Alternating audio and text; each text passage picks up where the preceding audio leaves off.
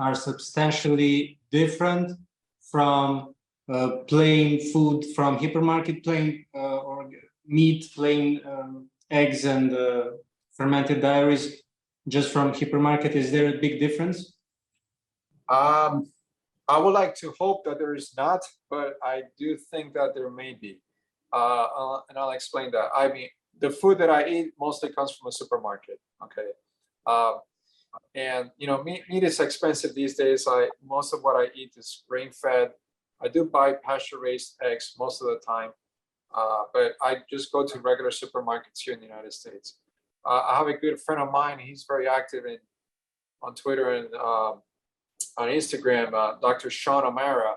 Now he would only just eat grass-fed, wild-caught, organic food, and you know, and mostly just more like a carnivore diet with some fermented vegetables and maybe fermented blueberries. You know, for the microbiome aspect of it. And he's looked at thousands of MRIs of scanning for visceral fat, and a lot of his recommendations are based on just simply his empirical data of what actually can help decrease the visceral fat the most. So I think he has noted that, you know, basically, you know, if it's wild caught, if it's a wild animal that was hunted, or at least grass-fed, organic, and fermented veggies and fruits are the best really for decreasing the amount of visceral fat. I think for most people, if they're trying to cut down on inflammation, may not necessarily have to go all the way to that level. I mean, it can be very expensive too, though. So, but I think for most people who are trying to improve their health, they could even do it just by eating food that they can buy at the supermarket. So, may not be for everybody. Some people may have to cut down on lectins, and you know, you might even get some lectins out of grain-fed, you know, because the cows are eating the grains that have the lectins. So you're not just eating. It's not just about what you eat, but it's also about what you ate. So you have to consider the source of food that animal had. Particularly, you know, for like maybe hard to treat inflammatory conditions. But I think for most people that may not be necessary. You know, and I'm part of that camp of like, well, you know, I'm doing pretty well with eating out of the supermarket, and I try to eat clean. I haven't seen the need yet for me to try to only eat grass-fed, because I mean, frankly, I'll be honest, I mean, it's expensive, and you know, even for most people, they may not be able to afford it. Right, totally agree. A lot of Romanians twist their ankle or torn their ligaments right after they put weight, and they usually have these injuries while playing, for example, football, soccer, on a synthetic artificial field. Can we see a pattern here? I think when the synthetic fields that came to the United States initially back in, you know, decades ago, when they were using AstroTurf, there were a lot of injuries that people were seeing, and you know, the size of the spikes on the cleats also played a role too. I think back then they were using bigger spikes that really planted the foot on the surface, and so it didn't give way at all. And so they were coming down with like more ACL injuries, anterior cruciate ligament injuries. I think that, you know, now I'm not really practicing much of sports medicine anymore, but there are certainly synthetic surfaces that are better than others. But even I read an article recently about a new synthetic surface, or recently used synthetic surface, that may be still causing problems. I think the main issue too will be, you know, metabolic disease and the quality of the tendons. And then with putting weight, patients may also have more issues in terms of breaking a fall. I mean, I've twisted my ankle back when I was more routinely twisting my ankles running on trails. Many times where I was able to avoid injury but simply by breaking the fall or by having a fast reaction in order to prevent the twist. But the patients that I see coming with ankle fractures, I feel like after talking with them, that it seems that once that ankle twists and they initially come down, there is no stopping their fall. And they're just gonna go down and hit the ground. And having good reflexes is part of what helps to prevent that. Having good muscle tone and not be sarcopenic helps with that too, that you're able to break the falls. I mean, I think if I were not able to break a fall or to have a fast reflex to break a fall, I would have torn many ligaments in my own body, years ago. So I think all these things come into play. The type of artificial surface, the level of fitness, reaction time, are the nerves working well where they can have a good fast reflex, or they're slowing down. And also very common too is to see patients with neuropathy, and I've had patients that they say, well, I've had neuropathy for years, and like, are you diabetic? I'm like, no, I'm not diabetic, so it's not diabetic neuropathy. But the truth of neuropathy or diabetic neuropathy is that it can occur earlier than the onset of diabetes. And patients can have diabetic neuropathy even before they have the diagnosis of diabetes. So I think that in that case, the neuropathy should probably be called insulin resistant neuropathy, because sometimes that precedes the diagnosis of diabetes. And I've seen that in clinical practice. And it's not because they have some other nerve injury. It's actually that. It's diabetic neuropathy. It's just that it preceded the diabetes. And so that as well can, lead to more difficulty with proprioception, particularly if they're doing any activities that require pivoting, changing direction, changing speed. Yeah. It can lead to problems with reflex times in order to break a fall if they twist the ankle, to prevent a complete fall rather than actually getting a fracture or a more severe injury. And so I do think that all these things come into play. What is a neuropathy in very simple language? Well, neuro refers to, it's basically nerves, and pathy means disease. So it's disease of the nerve. So basically the nerve is not working as well. What you may usually see will be decreased conduction speeds through the nerves. Maybe the muscles are not as well as innervated. Maybe sensory inputs, from touch, proprioception, light touch, heat, things like that. It won't, that information won't conduct to the brain as fast because of disease of the nerve. And it's very common to see it on patients with diabetes or who have insulin resistance. That's probably one of the most common causes. I mean, there are many other neuropathies, just more like a generic term. You could have various causes to it, but I think one of the most common ones is going to be related to insulin resistance. Good. We start to see here in Romania a lot of overweight kids that lack good nutrition and physical exercise. How is this affecting their growth? Well, I think in terms of affecting their growth, it may be related to protein lack of protein. And I think in cultures where they've had lower amounts of protein, it does affect their growth in terms of their height. But, the obesity in children, it's a real problem here in the United States too. And I have seen already several children in my practice where they have darkening of the knuckles or the skin folds. And you talk to them and they say, oh no, that, they think that that's dirt that doesn't wash away. And it really isn't. It's something called acanthosis nigricans, which is a darkening of the skin, particularly on skin folds on the joints, or maybe on the back of the neck on the skin folds.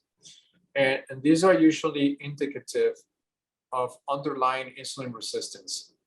So I have to tell patients and tell their parents, these are signs that, your child may be on the way to developing type 2 diabetes later in the future. So it is a problem, unfortunately. But in terms of growth, I have found it to be probably, at least from reading the literature, mainly related to protein, calcium, and vitamin D. And sometimes in some of the cultures where the diet is not very high in protein, that usually tends to slow down their growth. A lot of moms give their children a lot of milk from the supermarket to help with the growth, to help with the calcium. Is this correct, or how do you see it, doctor? I find this to be maybe a little bit on the controversial side, depending on like which guru you might talk with. I have not come across any bad studies regarding the use of milk for children for growth, and so I'm actually for it, not against it. Like now, the milk that if I really have my choice, and if money were not an issue, it will be milk that is from A2 cows. We have the A2 casein protein, not the A1 casein protein. I do think that the A1 casein protein in milk, which is really most of the milk we have here in the United States, tends to cause more inflammation and gut issues. And I think sometimes people may think that they are lactose intolerant, when in fact they just have more of reaction to milk that has the A1 casein protein. That comes from the Holstein cows, right? Yeah, the Holstein cows will, unfortunately, the cows that make more milk are the cows that have the A1 protein. And usually, the Jersey cows or some other ones that tend to have more of the just the A2 milk, the A2 protein, and not the A1. There tend to be cows that don't make as much milk. So that's, unfortunately, that's the issue. And so, but if I had it my way, that's what I would do. But I do drink milk once in a while. I don't think it's something that adults need to be indulging on. And certainly, it's actually a way to put on weight in adulthood. But the casein proteins can metabolize to molecules similar to endorphins, and so there's a little bit of an addictive component to it. And so it tends to be something that it's meant for consumption to help with growth, and it makes sense that babies will nurse milk in order to help with their growth. Once you're an adult, you're not really growing anymore.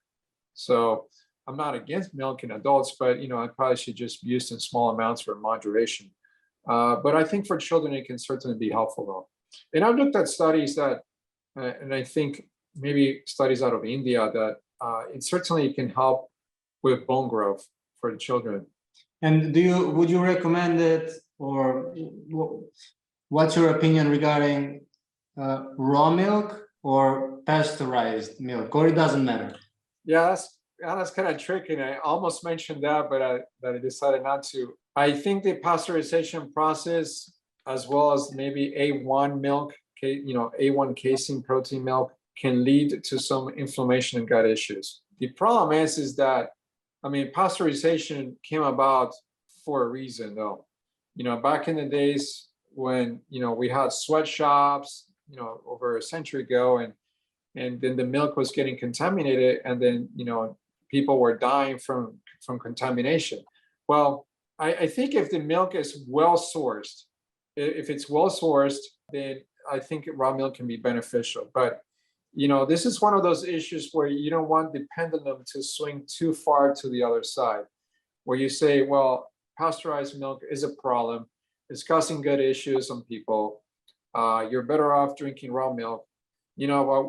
And if everybody starts drinking raw milk, what might happen is that somebody's going to get sick and maybe even die too. So the milk has to be well sourced. You have to trust the source of the milk. Make sure that it's handled in a very sanitized way.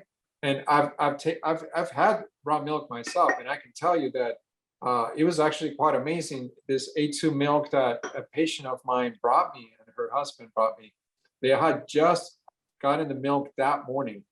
The milk they cow that morning, they immediately put it in a chill on a freezer to chill it, and then they bottle it. They brought it to the very clinic that day, and it was amazing. It didn't really have any gut-related type of issues or discomfort that happen when I drink large amounts of regular supermarket milk. But it has to be well sourced, and so that's why I think usually the state authorities here are kind of a little worried about that. But I'm not against it. You just have to know your source. I interviewed some villagers that are 90 years old, 95, 98 years old actually, and they are, when they shook my hand, I felt so much power in them, and I would see them totally be flexible and dynamic,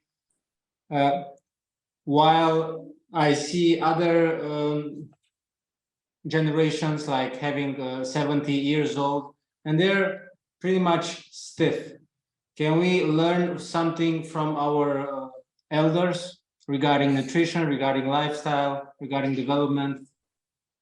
Absolutely. And it's kind of the philosophy that I've kind of developed, and not unique to me. I'm sure many people feel the same way, is that a lot of the recommendations for diet and activities may come from studies. The problem is the methodology for the studies. How well are those studies formulated?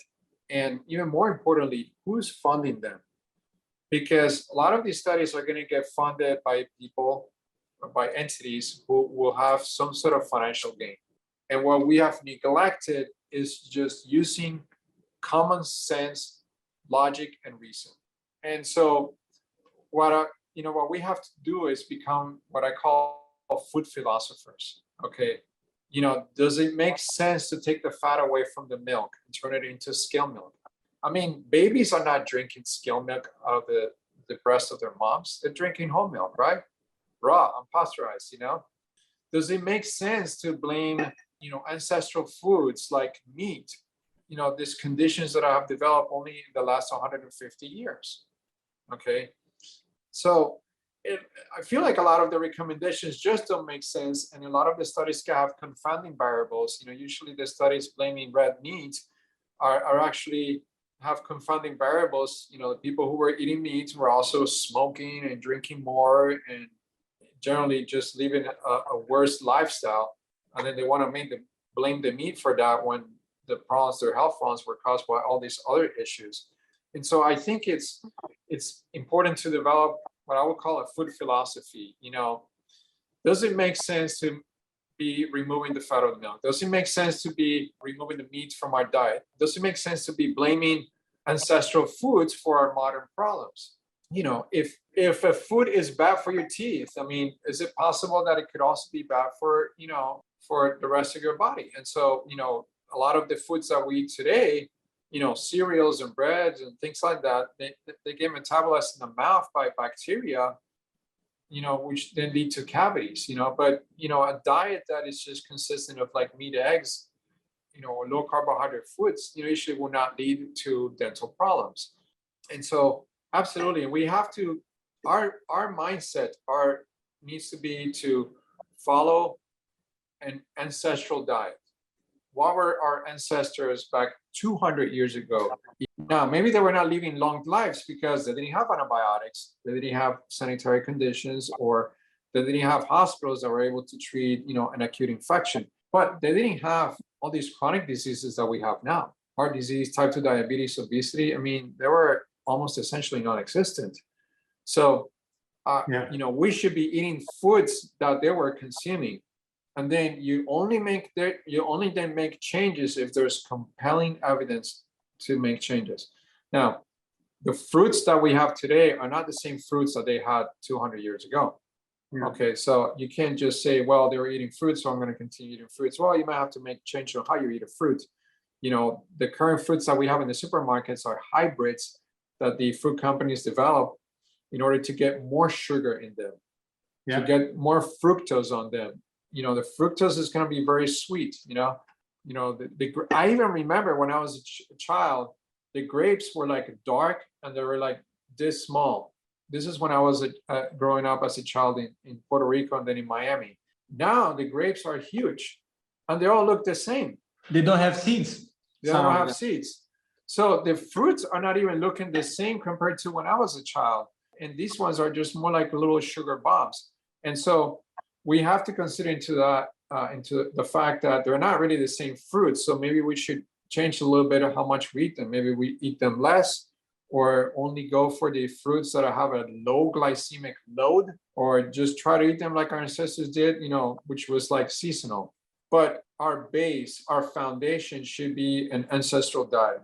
If there's any question, if there's lack of information on what's beneficial or not, the foundation should be, our home base should be eating an ancestral diet. And then you can make changes to that to adjust for particular individual variations or particular health conditions. Maybe somebody reacts to a particular food item and the other person doesn't, or this food item is not the same way it was as it was 200 years ago because of genetic hybridization or even GMO or what have you.